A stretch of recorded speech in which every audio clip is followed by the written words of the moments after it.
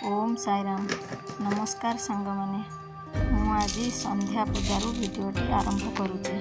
प्रथमे भोग थाली सज कली पुणी धूप दीप सज करी मु चलिली बालकोनी चौरा पाखक पाखरे दीप दे पूजा कली। पुणी द्वार मु आगे धूप देली पुणी आसी ठाकुर पाखरे मु भोग लगेली पुणी धूप दीप दे पूजा कली।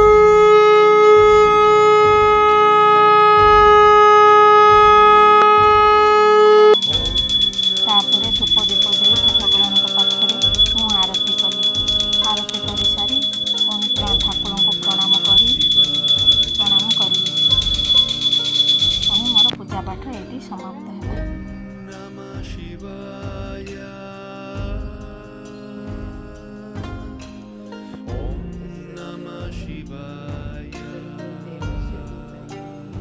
पूजा पाठ करी मु चलिली रोषेई घर को डिनर बनाइबा पई। कौन करूछ मामा?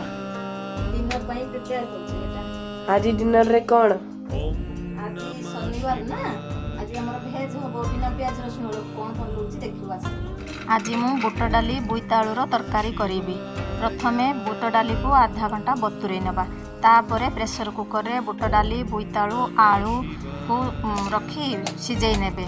तापरे मसला पाई टमाटो अदा तेजपत्र गोटा गरम मसला बेसिक पाउडर मसला नेबे।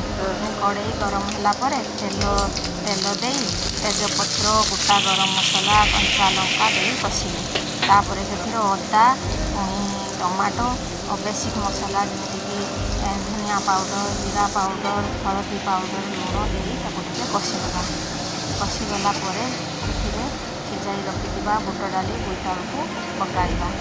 टिके फुटी आसला परे सेथिरे गरम मसला धनिया पत्र दे उल्हाई आनिबा।